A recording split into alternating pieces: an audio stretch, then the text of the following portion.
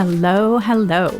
Welcome to Courage Becomes Her, where we connect and share real life stories.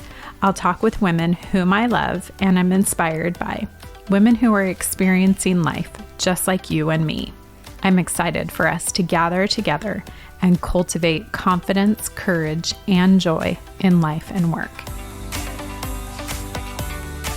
I changed how I worked. I changed what my priorities were because I don't feel like I've sacrificed in any way. I just changed what I was going to do, and I'm glad for it. And I don't think I'm ever going to look back and say that I regretted pulling back in this season. And sometimes I'm a little bored out of my mind because everybody's really healthy, and I didn't take anything on because I thought there might be somebody getting sick, and so I didn't. So it has given me the ability to step back and redefine at the end of the day what matters. Be like, what will matter at the end of the day? And it will matter that I was healed. That was Dawn Barton. Dawn is an author and a speaker, and she leads retreats for women who need encouragement about their gifts and their talents, as well as a space to process the changes of life.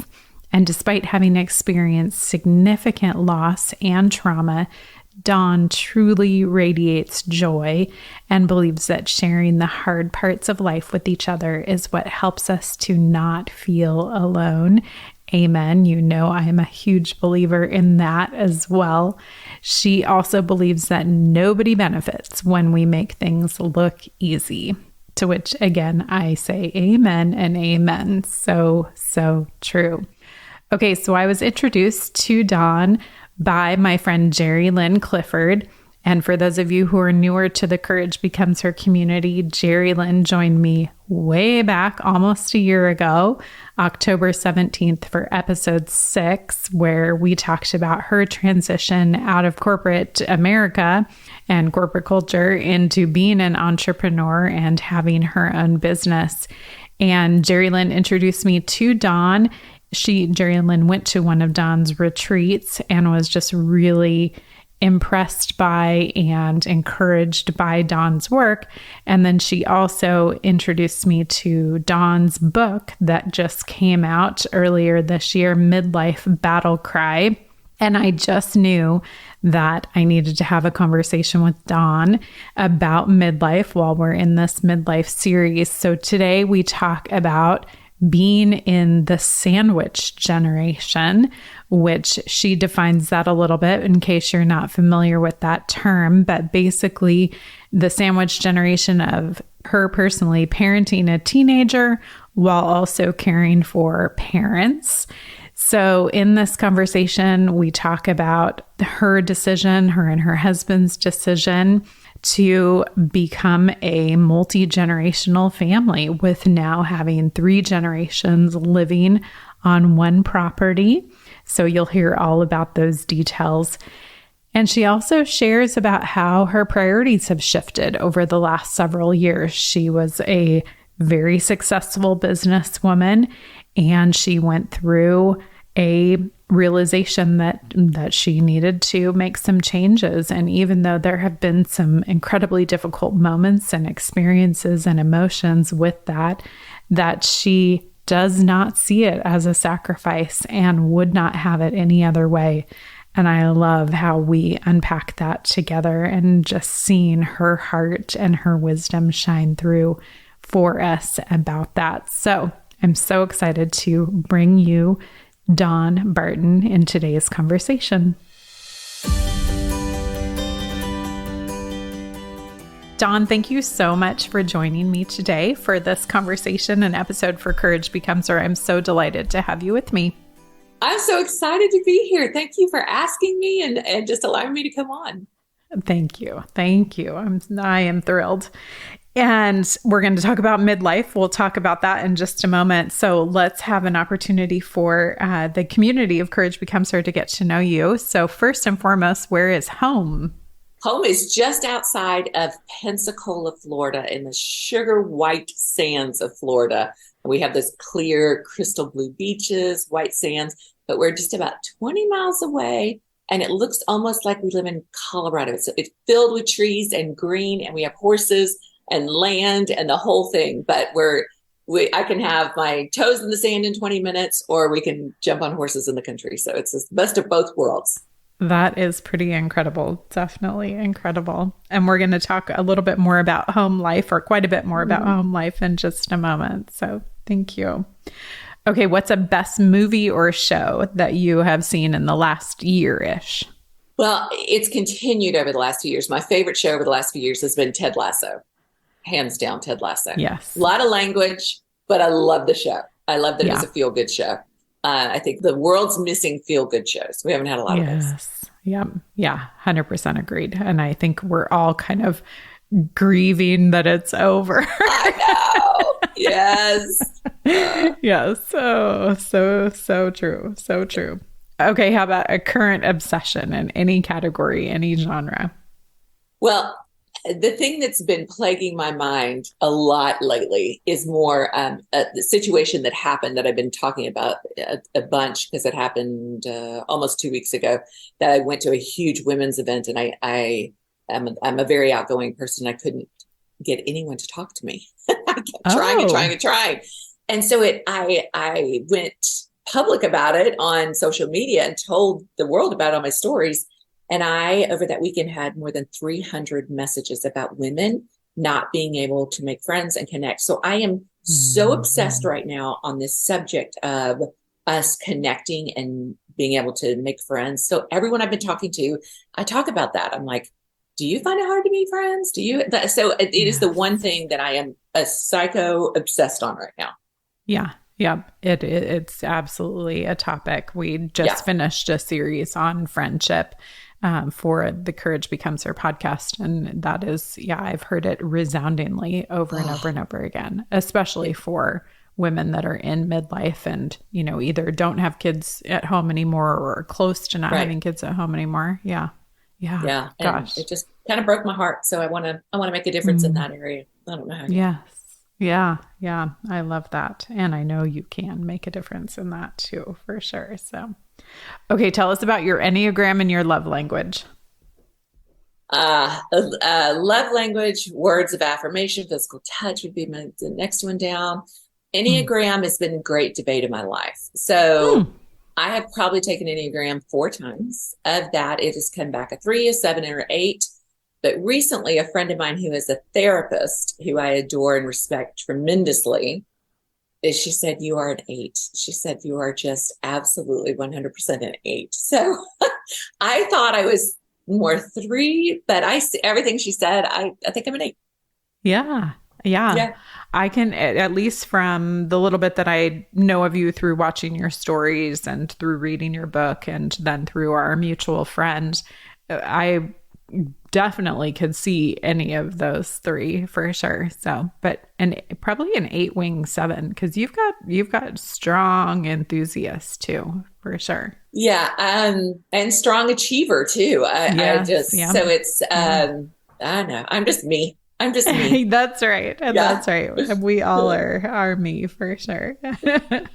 Okay, what was your first concert? It was Foreigner. Oh, okay. Yeah. So I'm 53, so I was born in 1970. And in the 80s, Foreigner was so big. Foreigner was my first concert. Yeah. Foreigner 4, I think, was the album. I know. Isn't that funny? Yeah. How old were you? Do you remember when you went to the concert? Maybe 16, 17. Okay. All right. Yeah. That was my first one. Also, Hall & Oates. I did go to Hall & Oates as well. So, yeah. Yeah. I did that too. I didn't ever go to Foreigner, but yes, on Hall & Oates. Yeah. I was really good friends with a neighbor. That was a guy, not a boyfriend or anything, but just a really good friend. He loved Foreigner and he took me, and I was just like, oh my gosh, I can't believe this is a concert. So it's pretty funny. Yeah. Wow. Oh my goodness. Okay, what has made you laugh or filled your cup in the last 24 hours or so? Oh, actually 2 teenagers. So it's been family. Family so fills my cup. But my daughter and her boyfriend has been here a bunch, who I adore. I mean, I hope they never break up because I love this other child so much. But they crack me up. So we've just been sitting around playing games and laughing a bunch in the last 24 hours. Oh, that's good. Yeah. So good. That is a sweet season for Yeah. you and for them. Yeah, That's she's a great. good kid. Yeah. Oh, good. Okay, last question. What is a book that has transformed your life?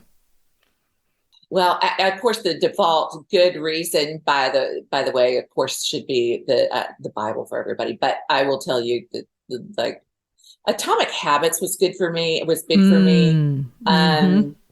And then right now, like the one that's doing it is, it's not a new book. It's called Spiritual Rhythm. That one has been big for me right now Okay. because I'm trying to explore those seasons of um, when you don't hear God very much, and then seasons where you Mm. hear it all the time. And what does that mean for women? I think kind of hand in hand with that midlife, a lot of times is that season with God where you're not hearing him as much. Yeah. And so really exploring some of that. It talks about that a lot in that one. So yeah. Okay. Oh, good. Well, thank you. But I will say one other book that I would loved is not as lovely of an answer, but it was Matthew McConaughey's Green Lights on Oh, yeah. audiobook.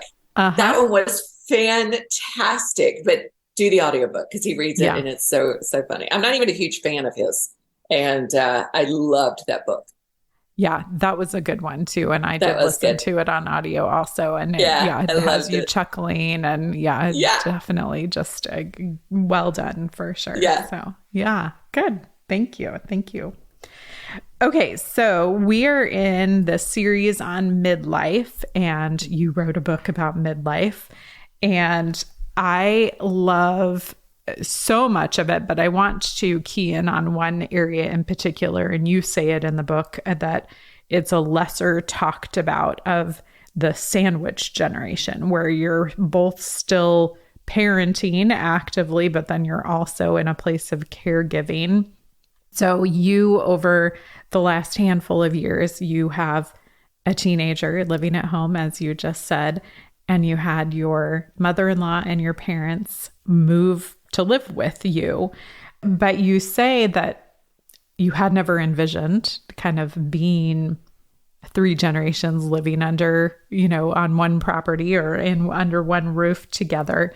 But yet it was still kind of like a no-brainer for you guys to kind of make the decisions to do that. So I want for us to talk about that and kind of what life has been like for you of being, sandwich generation and being multi-generational living together. But I think even though it is something that isn't being talked about a lot, I think that's, at least from outsider looking in, my perspective, it seems like it's just something that is kind of unwelcome and kind of a taboo-ish maybe in our culture to even talk about, and is relatively foreign concept to most Americans. So before we dive into your story specifically, I'd love to just kind of talk about like that multi-generational living, that sandwich generation of it's starting to kind of, pick up steam or build traction. And I'd love to hear just your thoughts on that in general.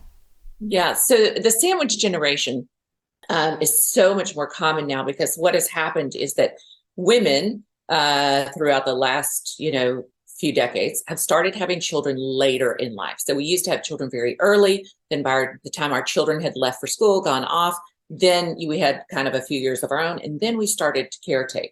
Now we had children later, so our children, we're still raising them at the time that our parents often are needing help.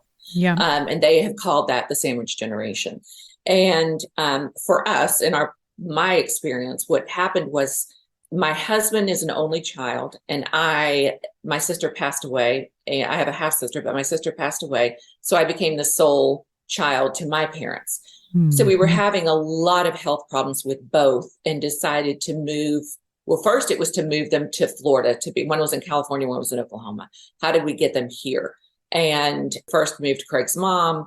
And then she was like 5 doors down from us. And then my mother had a ruptured brain aneurysm and Wow. it was a miracle that she survived.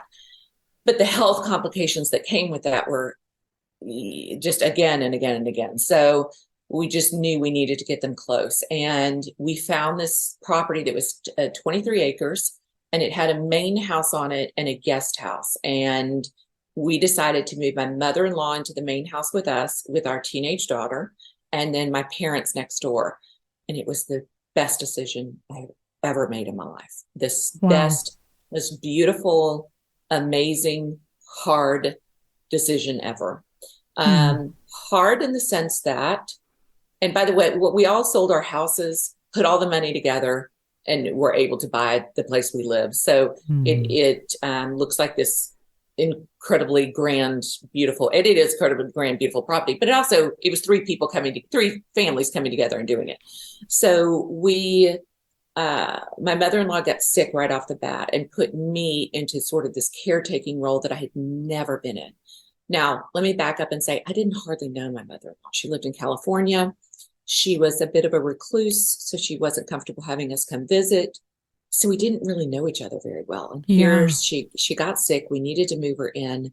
And then I became a caretaker to her, which is things like bathing someone. So imagine all of the things that you have to do in taking care of another person from her perspective, who she doesn't really know me that well. And I don't know her that well. And not only that, it was hard for me. I'm not somebody naturally gifted in those areas. I think there are people who are profoundly gifted naturally in those areas, and I am not. And it took us a while to figure out that, we need a caretaker. And she was in a very sick season. And then she got well, and then my mother got really, really sick. So it has been, and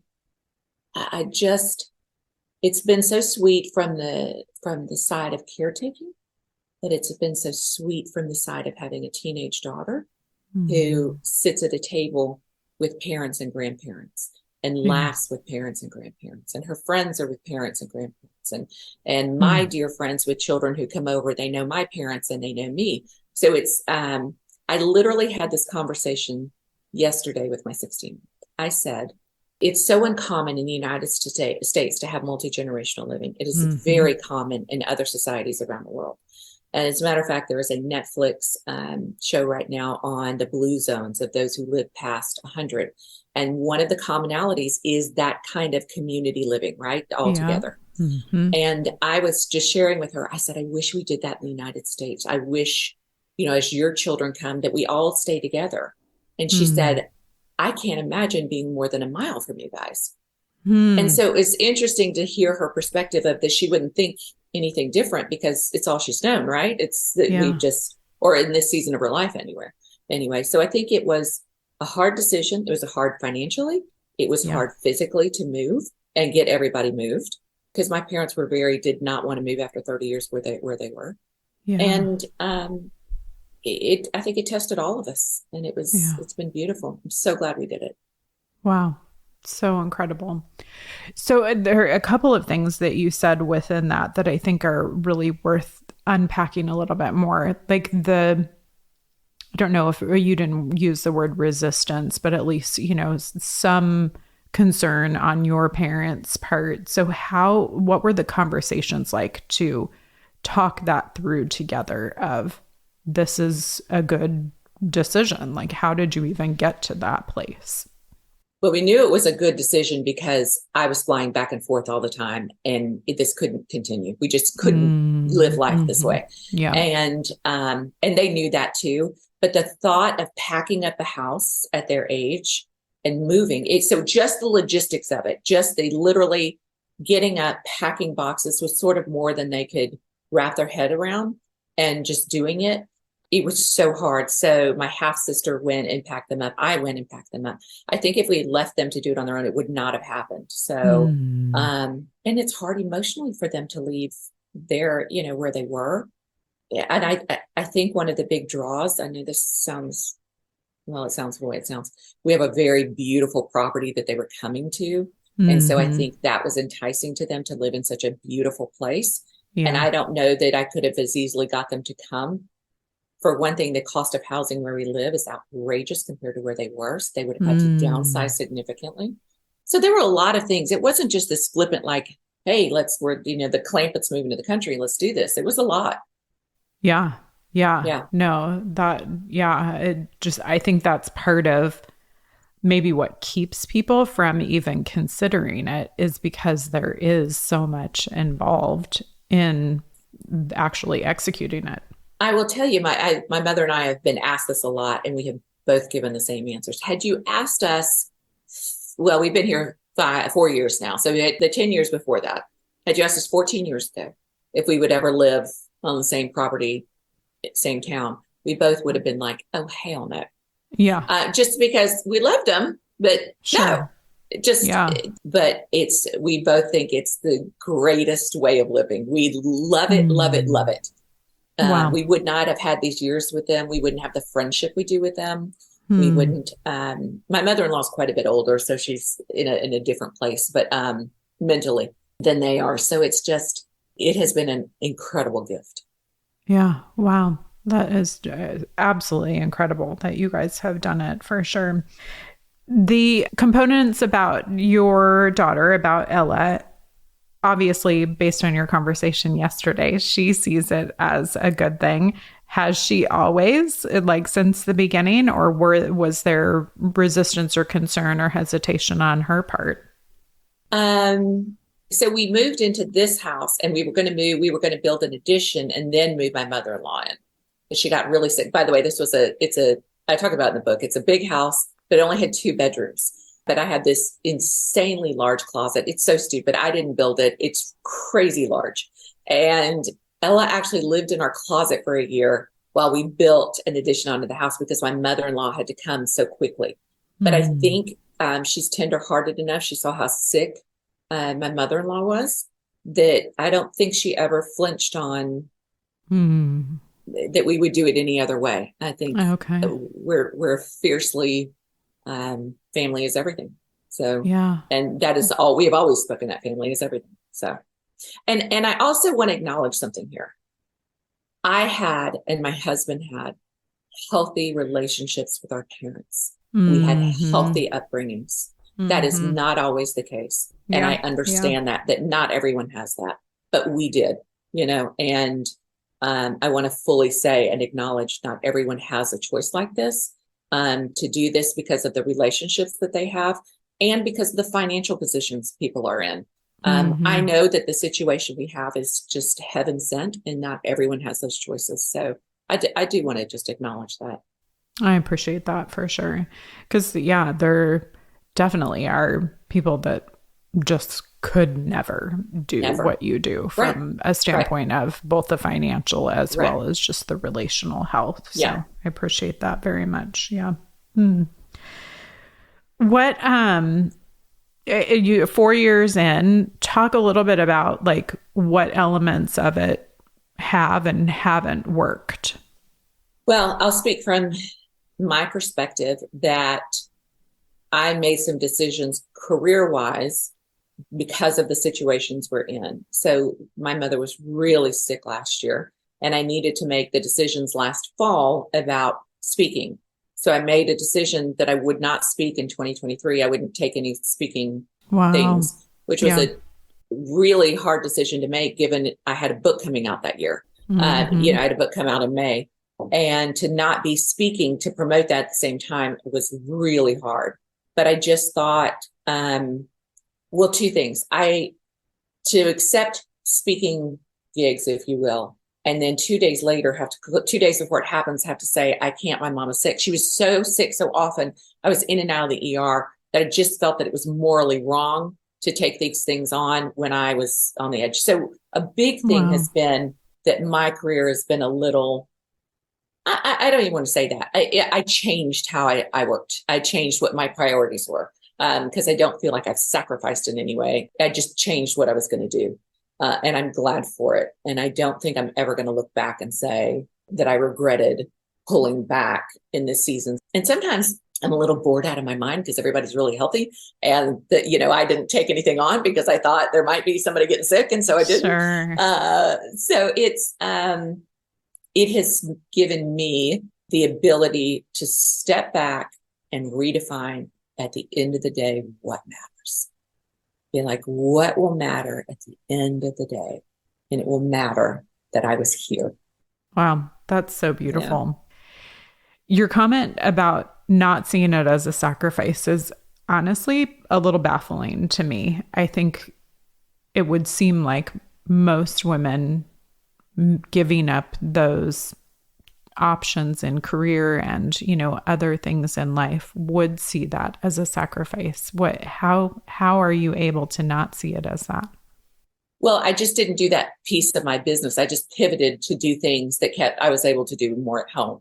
So if you decide that it's a sacrifice, then you're going to live and behave and hold that resentment that you've just sacrificed. If you decide that I got to define what my business looked like based around what was important to me and what mattered to me. And that to me is not necessarily a sacrifice, that's a gift. So, I just did more things online. I focused more in local community where I could have, host things in my home with people coming. I host them, I just pivoted. So Yeah. I don't think it was a sacrifice. I love that. That's just absolutely beautiful. Absolutely beautiful. Hello, friends. Just interrupting this conversation with Dawn super quickly. Okay, I literally know 5 women who are actively contemplating care options for their in-laws or their parents right now. So I know that you also know women who are doing the same. So will you please think of one woman who you can share today's episode with? We all need encouragement, and this is a topic that there is not a lot of information on, and it is difficult to be understanding of all of the different aspects of it and to know how to even make a decision like this. So I know today's conversation would really encourage that woman in your life. Also, Dawn has been kind enough to offer 2 copies of Midlife Battle Cry to the Courage Becomes Her community. So if you would like one of those copies, all I'm asking is that you either email me, laurel@laurelemory.com, or DM me on Facebook or Instagram, Laurel Emery on either, by Friday night, September 15th, and just say, hey, I'd like to be entered to win a copy. And I will randomly pick 2 people from all of you who email me or DM me on Saturday to give a copy to. All right, let's get back to the conversation with Dawn. Okay, I want to back up just a little bit to kind of maybe the beginning or the first, little while of you guys being together. Like, one of the things that I think is so interesting about the caregiving, caretaking aspect, and I've heard this from clients and friends and whatnot, is like, how do you keep yourself in that space of showing dignity and not parenting, not moving into the place of parenting your parents, or, kind of still giving them the opportunity, the ability to be as independent as they want to be, to make their own choices, their own decisions. At least if I were in your shoes, I think I would have a hard time not controlling them, with them being under my roof, on my property, that sort of a thing. So it's a good question, and we've done it wrong and we've done it right. And there is not a right and wrong answer, because sometimes it changes on the season and being where we are. So when my mother is very, very sick, I very much step into I am her medical advocate, and I am a fierce protector of her during that time. My father and I agreed, I am the person, I've been through, I'm the person fighting for her. Now, I have also learned that if I want to be in control of everything, that comes with the responsibility of being in control of everything. So you just added about 5,000 things to your plate. That's right. So it is very important that I respect them and that they have dignity, just like you said, in what they do. So when I take away all the things, there was a point where I needed to do my mom's pills. I needed to do it. Okay. It was confusing. It was a lot. And then as she got better and as the stress was less on my dad, they took that back over. So it Got wasn't it. important to me to stay in control of that. But I am naturally a controlling person. Or maybe a better way to say is that I naturally just have better ideas than everyone else. That's right. That's Yeah. right. And so I realized very quickly I did them a disservice by making them completely count on me. But I Uh-huh. did do it, and I did do it wrong, and then I pulled back. And we hired a caretaker. So it allowed me to be more of a daughter and a friend versus a caretaker. So Hmm. that was huge. Not everyone has those financial choices, I know, but my parents and my mother-in-law have, retirement, and they're able to pay for that help. Sure. Yeah. Yeah. Wow. So fascinating. And that, yeah, that just, I mean, I know it's an individual decision, for each of us in that, but I think just as women, we have, that controlling tendency so much. But you're 100% right. Like, we don't sometimes count the cost of what it is that we're adding on to ourselves when we position ourselves in that way. Right. So, yeah. Yeah. Wow. So good. I love that. You talk about it a little bit of guilt and sadness and kind of the feelings that come with this season. So, talk about how just you personally have dealt with feelings and emotions that have, come with the last 4 or 5 years and these humongous decisions that you've made. So I think caretaking is maybe one of the most under talked about, or, like there's probably a Hmm. great way of saying that. But if I was an author, I can, like, you think I'd come up with that. But we are just not discussing how difficult caretaking is. Yeah. And I have said that I want to write a book about it because it's so profoundly difficult. But I wanted to Hmm. do it with the same kind of Southern tone and humor. I just don't know how many people want to grab a book on caretaking. So, but I have cried more. Caretaking has been harder to me than battling stage 3 triple negative breast cancer. Yeah. Then it's literally the most difficult thing I've done in my life. In the seasons that is the heightened, when we're dealing with sick and the stress and all Yeah. of that. And I have an incredible husband, but I have a husband who's an airline pilot, so he's gone half the week, Yeah. Yeah. But he is a great listener. And there have been, when I have done the, I can't do this, he has stepped in when he can. Mm. He's called in sick sometimes so that he can take over for me. But not often. I mean, most of the time we handle it. I've learned to ask for help when I need it. For Mm. me, some of the simplest things are just meals. It sounds so Hmm. crazy, but being able to not have to think about what to cook. Yeah. And I'm not much Yeah. of a cook, but just I was like Ella being fed at home, that kind of piece has Hmm. taken over when I've been at hospitals nonstop. Or as hard as it has been, I believe it has been equally as fulfilling, because with that difficulty has also come that fulfillment of joy of the relationship with parents, and a friendship that I would have never normally had. Mm. That my husband has become so close with my parents. To see that in and of itself is beautiful. But to say that there hasn't been fights, and tears and frustrations and all those things, that'd be a big fat liar. Yeah. Yeah. Yeah. Wow. You didn't say it, but I'm assuming it based on, you kind of implied even harder than parenting itself. Oh, 100%. Yeah.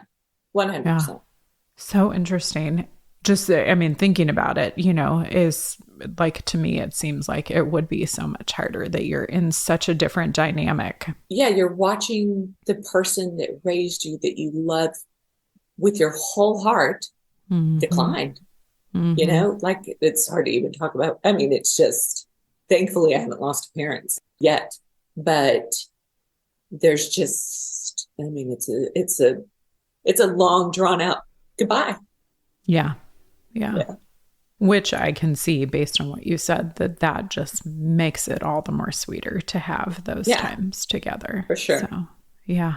Well, okay. So, for the woman who is in this, sandwich space of both still parenting actively, with kids at home and, having parents that they're semi caregiving for or completely caretaking for. What would you say to that woman?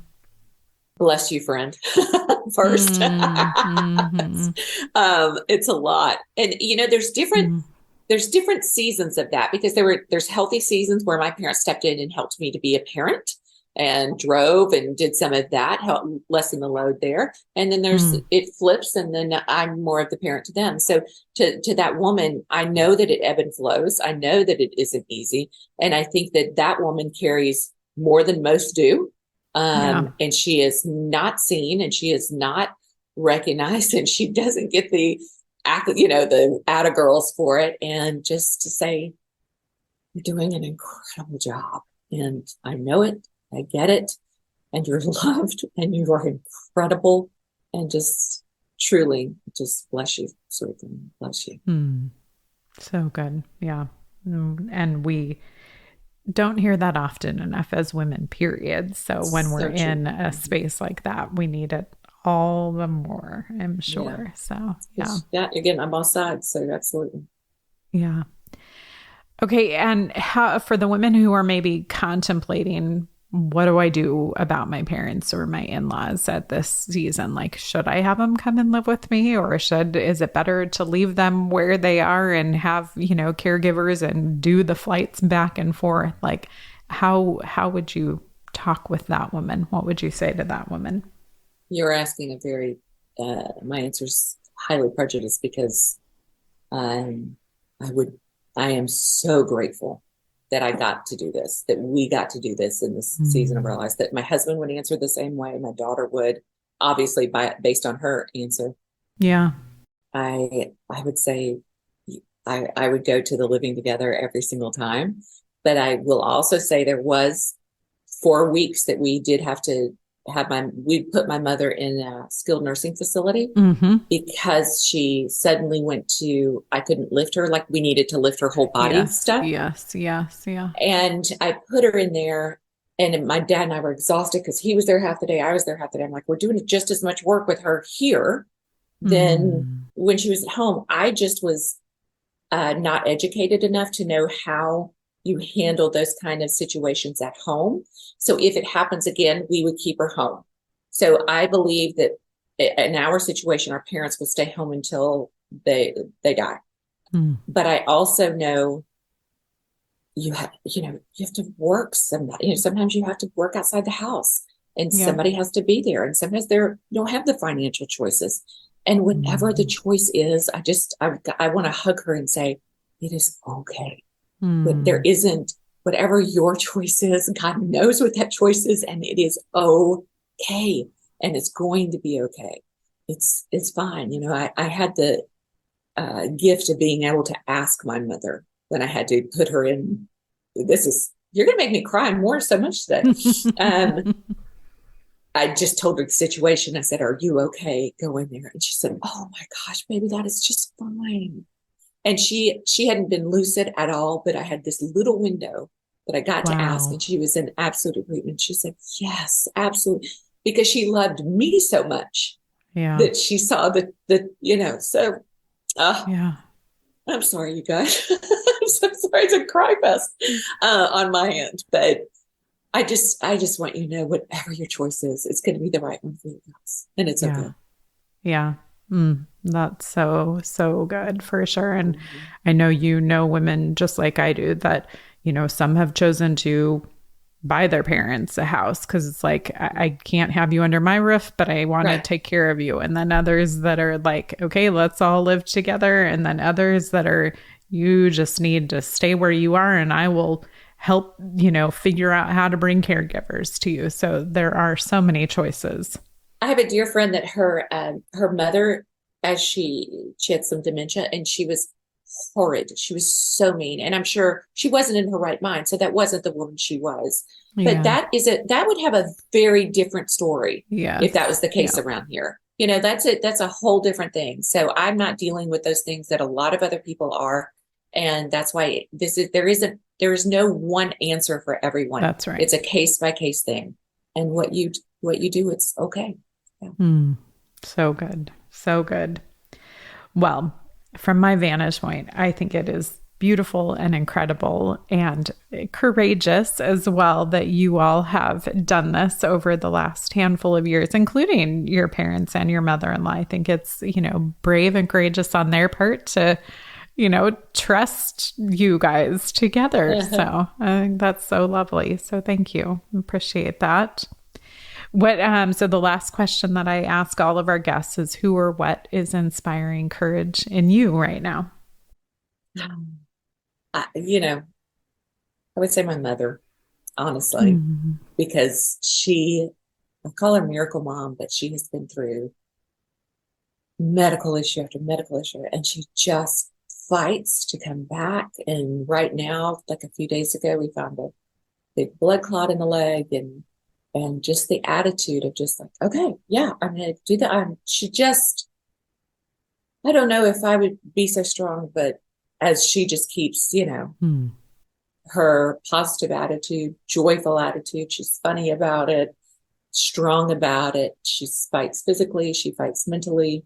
And so my mom. It's beautiful. Beautiful.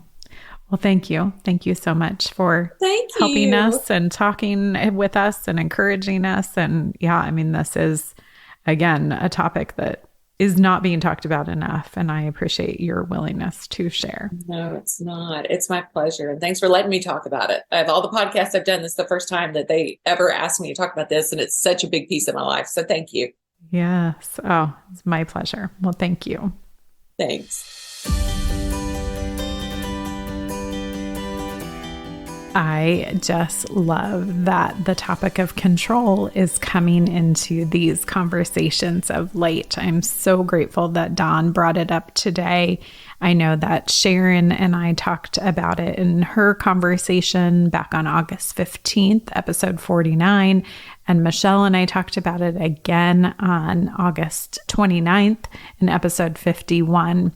And I'm so grateful for the perspective that Dawn brought in today's conversation of that reminder that it adds so much more to our already overflowing plates when we try to control things. Just such a valuable reminder, and is so, so true that we already have too much going on, and that when we try to control things, it just adds so much more pressure, weightiness, heaviness, chaos, just so much more to have to pay attention to. So I'm really grateful for her insights on that and reminder to us. So you're going to want to connect with Dawn. All of the ways to do so are in the show notes. You can connect with her through Instagram, through her website. You definitely want to read her book, Midlife Battle Cry.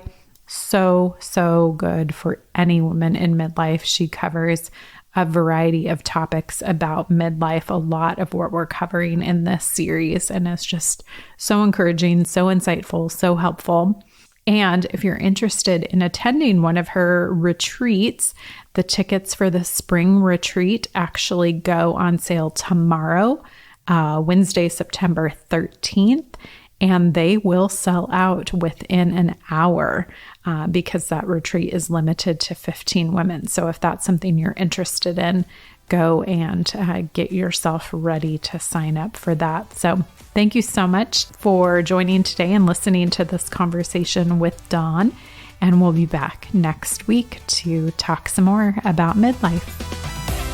What an honor to help you to cultivate confidence, courage, and joy in your life and work. Thank you so much for inviting me to journey with you. I look forward to being back with you next week, where we'll hear another story from a woman whom I love and am inspired by and look forward to learning from.